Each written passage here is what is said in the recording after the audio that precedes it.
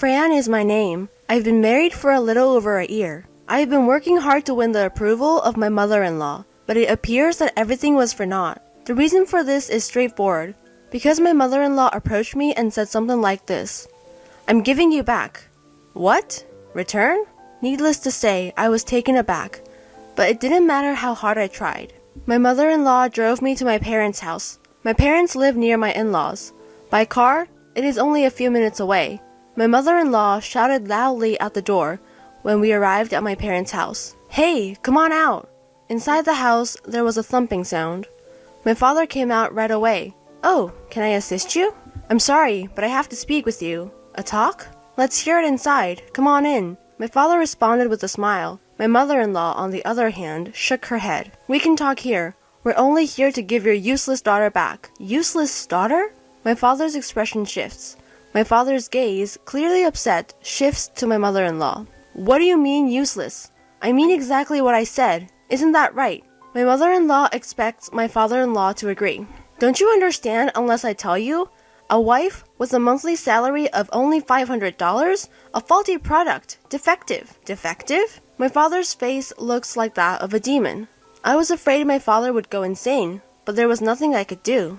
My mother-in-law, oblivious to my father's rage, continued to speak ill of me as if nothing was wrong. "You know what? She can't do a thing around the house, and you don't make much money. And you want to return her?" My father inquired of my mother-in-law. When my mother noticed the commotion, she came out of the house. My mother-in-law, on the other hand, didn't look at my mother. "That's what I said," she said to my father. "I'm returning such a wife, so the parents should accept responsibility." "I see. I understand what you mean." My father, on the other hand, took one look at my mother. Then we both nodded and said to my in-laws, "Well then, there's nothing we can do. Let us take responsibility and close the company." "Yes, you need to accept responsibility. And close the company? What? You're going to close the business?" My mother-in-law was taken aback. "Wait, what company are you referring to?" My father-in-law said, a little upset. "You're asking us to take responsibility. It's company. What else could it be?" My father states flatly. I couldn't help but sigh when I saw my father in that state. He is furious. What should I do? I couldn't stop him when he became like this. My father, when serious, would always follow through on his promises, no matter how difficult the task. He would make whatever he said come true, particularly when it comes to me, because he adores me so much. Why is my father so devoted to me? It has something to do with my childhood. From a young age, I was extremely frail. If something bad happened to me, I'd get a fever and go to bed right away. Every few weeks, I'd get a fever. I stayed in bed for a week after falling ill. That is why I couldn't attend elementary school much, and rarely played with my friends. My mother would, of course, stay with me if I fell ill. And because he was worried about me, my father was unable to complete any work, which was a common occurrence in our family. Perhaps he loved me even more than usual because I was so frail. In any case, both of my parents adored me since I was a child. Being physically weak wasn't all bad either. My parents provided me with many things to keep me occupied while I was bedridden. They bought me books, video games, and a variety of other items. My older brother was extremely jealous of me. I was the only one who could be bought so many things. Among them, I was particularly fond of my laptop. It was my father's, which he used for work. Because it was my father's second-hand laptop, it might not be enough for a normal person to use. However, as an elementary school student, it was enough. I was able to draw pictures and play games. I could use it to connect to the internet and see what was going on in the world. I spent most of my time in bed, so the computer was a whole new world to me. There's a world here that I had no idea existed.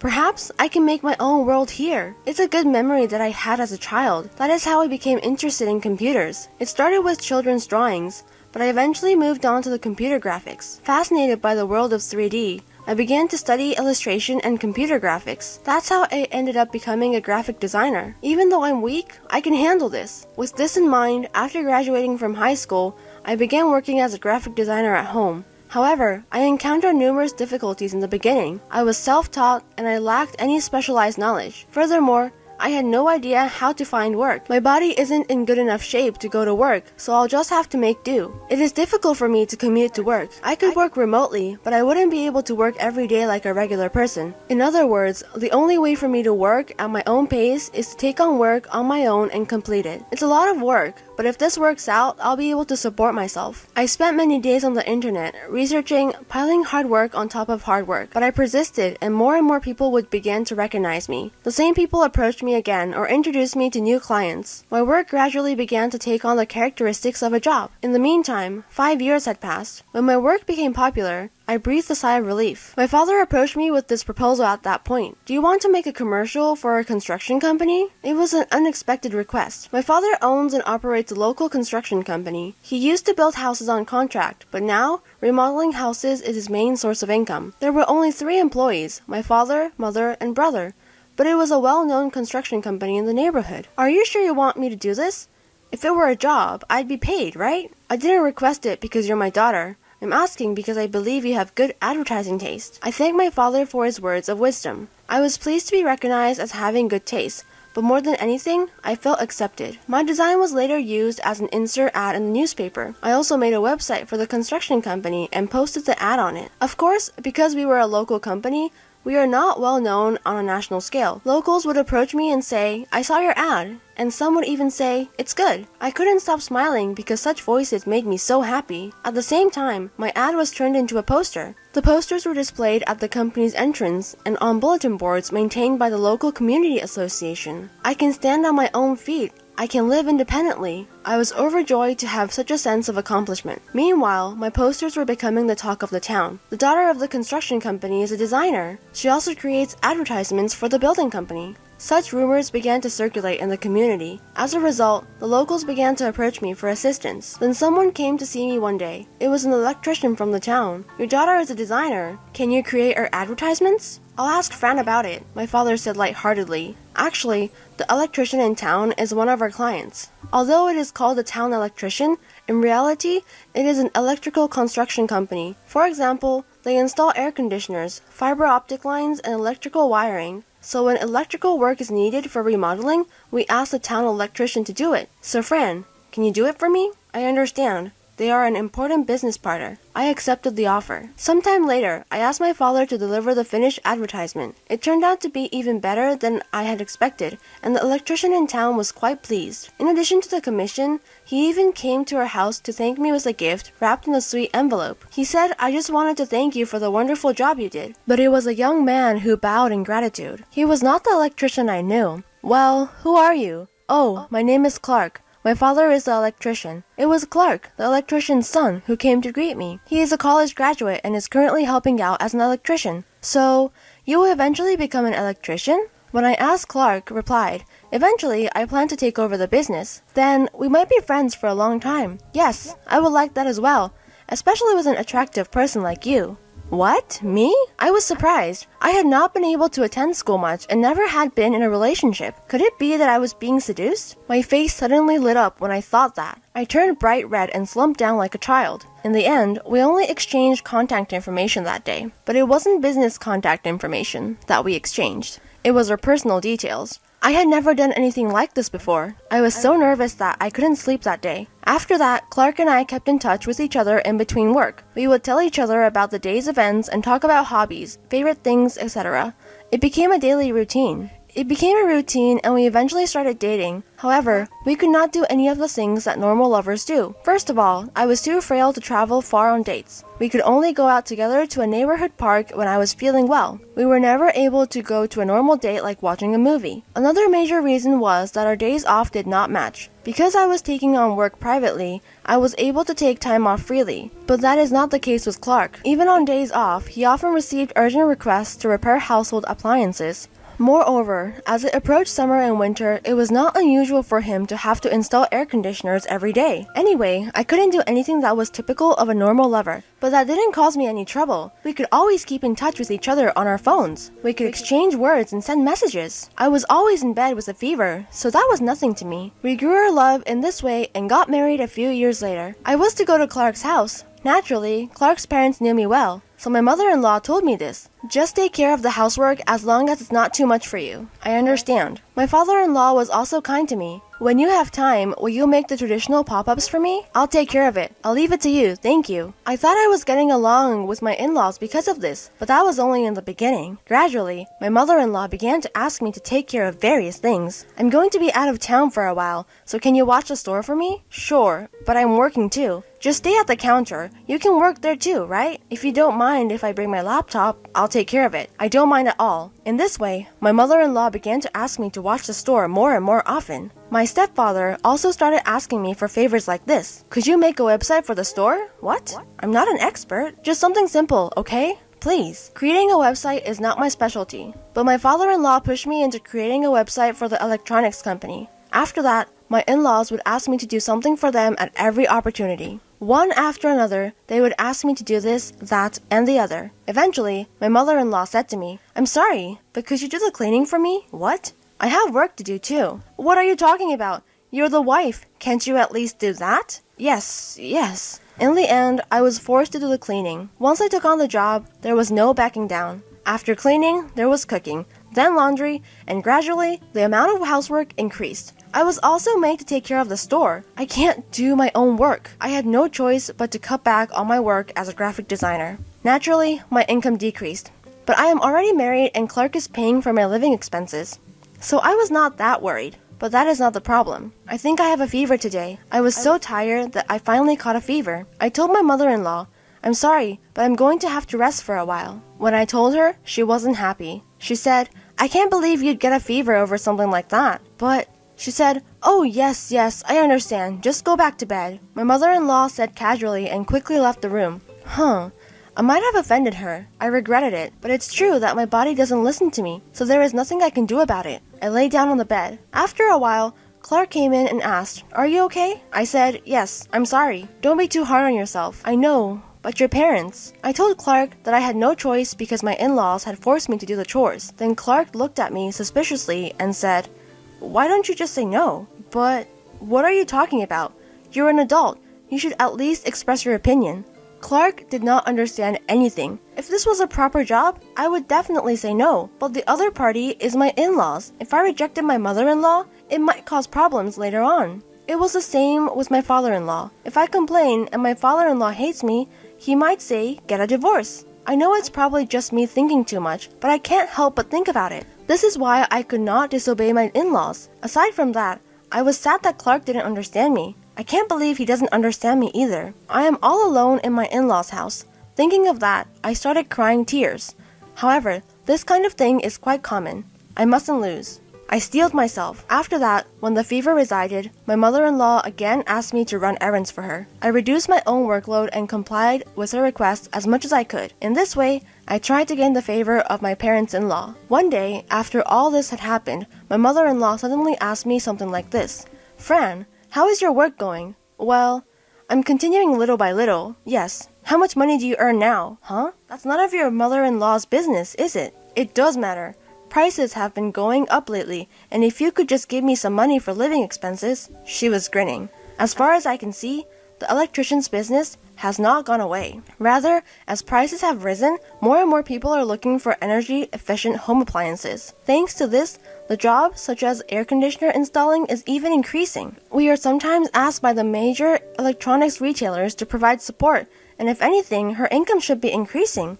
That is what I thought. However, my mother-in-law hinted that she did not have enough money to make ends meet. Feeling a little strange, I told her a smaller amount. My income is also tight. I also have housework, so right now my monthly income is about $500. What?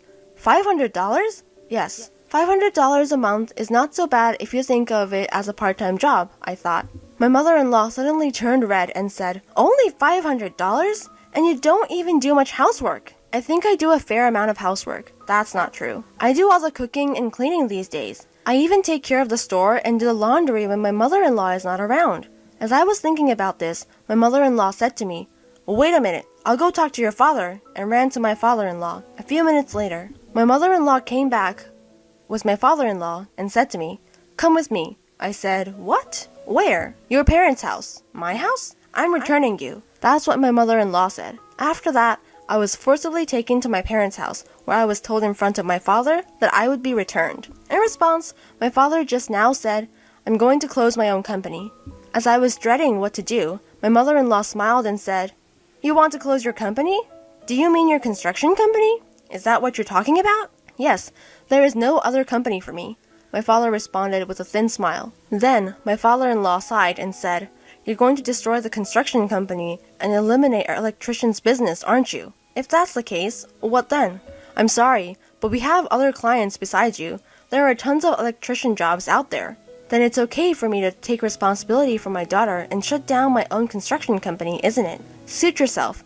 It's no use trying to coerce me into collapsing together. In the end, my father-in-law yelled and left. My mother-in-law also told me, "You useless wife, you don't have to come back." I was left in a daze. Is everything alright, Fran? What should I do, Dad? He said so many hurtful things. Wouldn't it be better to get a divorce? Yeah, I guess so. However, Clark might come for me. The most important thing is for Clark to love me, even if my in-laws don't. That's what I thought. However, Clark did not come for me, no matter how long it took. After a few days passed, I finally received a message from Clark with only one word: let's get divorced. I wasn't convinced. I kept sending messages to Clark, but he never responded. Clark's lawyer called me. I heard that Clark's parents have persuaded him to divorce you. I could not say anything. I agreed to the divorce. I accepted the alimony and other conditions that Clark offered. Thus, my marriage, which lasted less than a year, came to an end. At the same time, my father's construction company also closed its doors. However, it did not stop completely. In fact, my brother took over my father's construction company. The location and name of the construction company are the same. The only difference is that he has cut ties with Clark's family business. Naturally, this hit Clark's family business hard. Still, Clark's family has other clients, so they seem to be managing somehow. However, they did not seem to be safe. Especially, returning me became a big rumor among the town. Gradually, Clark's family began to be avoided, and more requests were made to the electrician's company that my brother had partnered with. This continued, and finally it was rumored that the business was going under. My father said, "This will teach him a lesson." That was what my father said, and my mother and I thought so too. But one day, the wind suddenly changed. It was the summer of the following year. I was in the office of my brother's construction company when we received this phone call. "Excuse me, the air conditioner seems to have broken down." It was from someone whose house my brother had remodeled. When my brother went to check on him, he found that the outdoor unit of the air conditioner had been broken. That's terrible, even for a prank. He consulted with the family and immediately reported to the police. The brother then contacted his electrician partner and had the air conditioner replaced. But if this had been the only case, the police might have been able to deal with it as a prank. But the same thing happened again and again. When this happened, as expected, my brother's construction company alone could not handle the situation. The story goes that the affected people reluctantly asked Clark's family to help. Then, my ex-father-in-law grinned and said, "We are receiving more and more similar requests, and the fee will be charged at a premium. Is that okay with you?" He said that the number of people in need was increasing. It was unacceptable to charge more for repairs just because the number of people in need was increasing. I was furious, but it had nothing to do with me. There was nothing I could do. I just had to give up. But my brother was different. "I'll find the culprit," he said, and asked for the cooperation of several of his clients. I wondered what he was going to do, but what he did was very simple. He lent them an intercom for free. "Why an intercom?" I asked. He said, "Intercoms nowadays have a video recording function. Some have sensors, so they can be used in place of security cameras. I don't think it will be that easy." I was skeptical, but within 3 days, the culprits were caught. Moreover, it was Clark's parents who were caught.